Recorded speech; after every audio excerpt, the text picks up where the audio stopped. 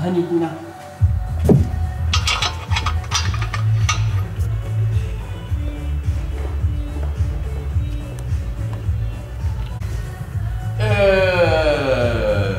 Dávaš hlášku, tak to už je tam. Obecne, Peťa, ty čo robíš tam, prosím? Ty sa tak zamoteš do sám ničoho, že to je... Až zúpalo to vole. Tu máš 21 vole.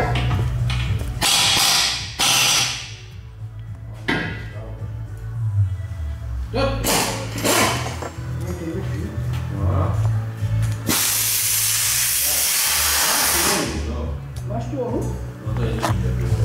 Pukliny. Máš tu? Čoho? Skrumlova, no.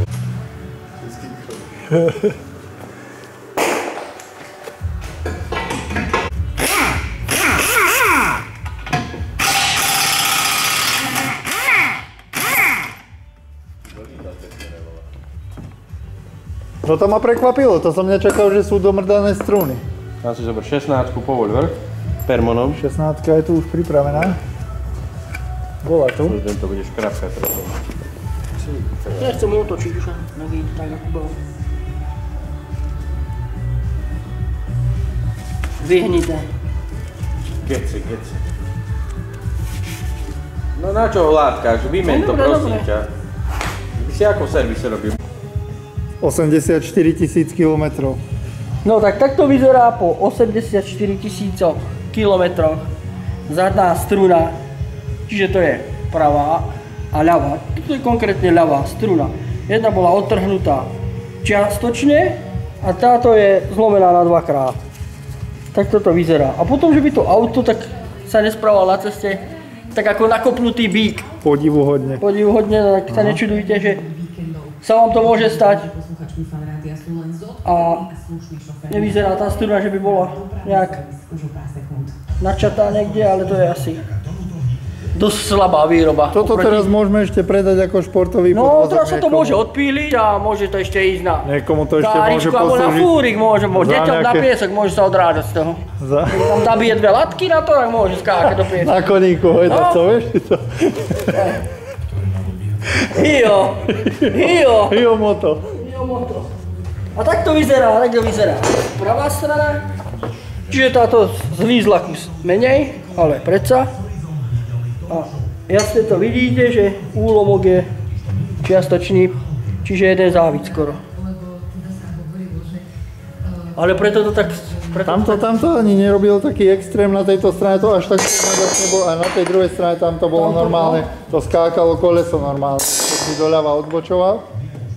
Taká tá zákruta tiahnutá, trebárs do kopca, tak to normálne... A to nebezpečné kvôli tomu, že to urobí to, už to začalo... No sa to kývalo ináč, vieš, celé auto sa... to pohne na tej strune a zlomí ju zas. Takže tu máme doraz už v cajchu, vymenený, cakom prásk, pružina je tam nová a je to tip-top. A pokračujeme ďalej. Ja trošku pretriem. Jeden biely pásik, takže potenciálne by mohli byť ešte pevnejšie ako tie. Ja to idem skúsiť prepružiť v rukách.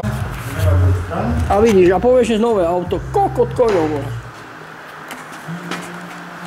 Sráči, vole, robia, ja musím normálne nahrať Fabiu, lebo toto som v živote, ja takto nevidel ešte Fabiu. Toto nemôže prejsť z tej káčka, lebo toto není normálne. To si myslím, že už na to nie je git, že to už bolo vytelené. A to proste, to takto auto, že by vyhnilo, tak to neexistuje. To je úplne dezolátny stav, no. Veď Fabie sú od nejakého roku 2000, ne? No. Sa vyrábajú. Takže dneska máme 2018, keď bola úplne z tých prvých. Tak by mala 18 rokov. To sa veľmi rýchlo dozvieme, koľko má zvlášť, to býva tie ročníky, takže je to 2001. Na skle máš tú malú jednotku, tu vidíš? Takže 2001. Daj do záberu. Musíš asi priblížiť. Či to tam bude takto vidno? No. Počkaj, áno si to. No. Možno vypneme to svetlo, bude to možno lepšie vidieť. No a teraz to zober takto zo strany, je tam vidno tú jednotku? Twin, nič. Tam je tá jednotka.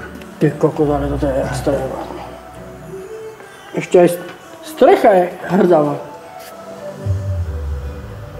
To som ešte nevidel. Jednotka, ja keď som to videl, takú tú žltú, videl si to na tej Čo už je ulici toto stále, vyplavené aj bola akože strecha, vieš, strecha. Všetko som videl, ale strechu som